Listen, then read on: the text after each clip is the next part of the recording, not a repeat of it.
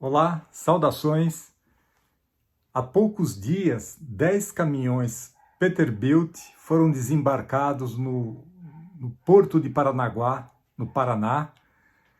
São caminhões usados, é uma marca tradicional dos Estados Unidos, onde ela é produzida desde 1939, e eles foram importados de maneira independente por empresários, por colecionadores de caminhões, provavelmente homens de negócios que trabalham com transportadoras, e tem dinheiro e tem espaço para guardar esses caminhões. A estimativa entre impostos, burocracia de importação, frete, é que cada caminhão desses tenha custado na faixa aí de R$ 1,5 milhão. São empresários do Paraná, São Paulo, Santa Catarina, Rio Grande do Sul, Minas Gerais. Enfim, o que eles fazem com esses veículos? Além da conservação, do prazer de colecionar, de ter ali um acervo de caminhões, eles promovem passeios, como, por exemplo, em 1978, eles fizeram uma viagem entre Paraná e Bonito, cidade do Mato Grosso do Sul, com caminhões Fenemê, o velho Fenemê, a Fábrica Nacional de Motores, que foi criada em 1942, em Xerém, Duque de Caxias, no Rio de Janeiro, inicialmente para produzir motores de avião, e depois passou a produzir caminhões, sob licença de indústrias italianas.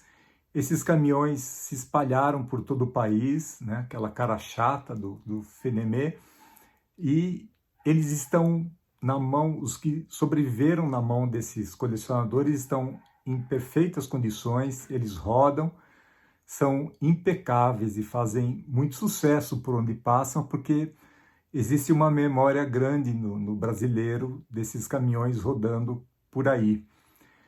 Bom, eu falei que o Fenemê tem cara chata, o Peterbilt é o chamado bicudo, né?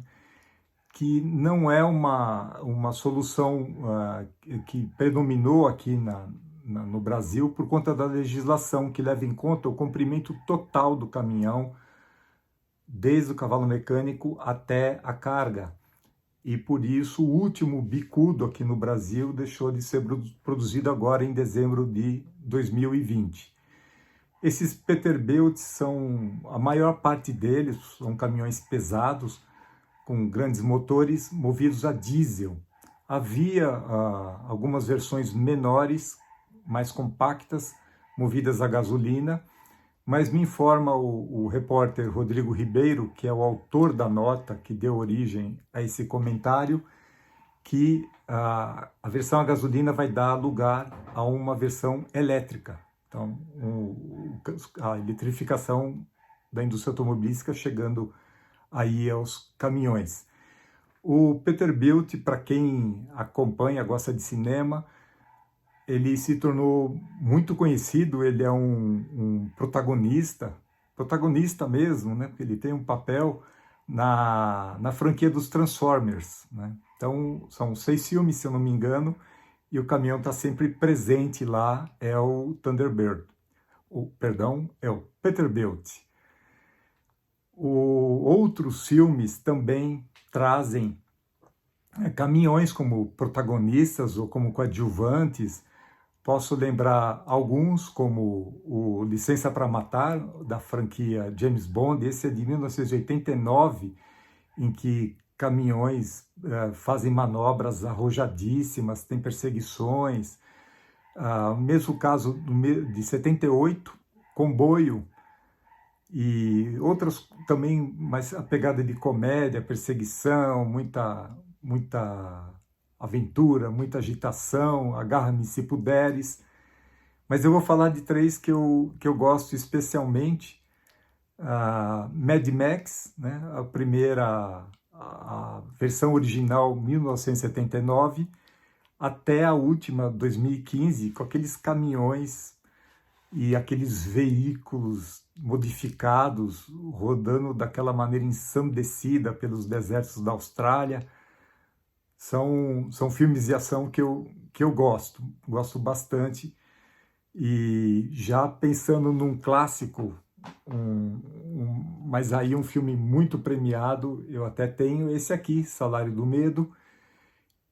É um filme, é um suspense terrível, sufocante, porque 3 estrangeiros na América Latina, eles são contratados por uma empresa norte-americana para transportar uma carga de nitroglicerina por estradas em péssimas condições. Filme muito premiado, 1953. Como eu vi uma vez um comentarista de cinema falar, não existe filme antigo, filme velho, tem filme que você ainda não assistiu. Vale a pena, para quem gosta de caminhão, para quem gosta de um bom filme, de um bom suspense. Mas o meu preferido de todos é O Encurralado. Esse foi o primeiro filme dirigido pelo Steven Spielberg em 1971. Ele foi feito para o cinema e depois ganhou uma versão, foi feito para a televisão, depois ganhou uma versão para o cinema. Para isso tiveram que gravar cenas extras, para que ele durasse 1h30 e fosse exibido nas grandes telas. 1971, como eu disse, o mesmo ano em que saiu o conto do Richard Matheson, que é o autor do conto original chamado Duelo, que é o nome do filme também em inglês. É um Peterbilt, todo enferrujado, todo zoado, cujo motorista a gente não chega a conhecer, que persegue um motorista de carro viajando solitário numa estrada menos frequentada da Califórnia.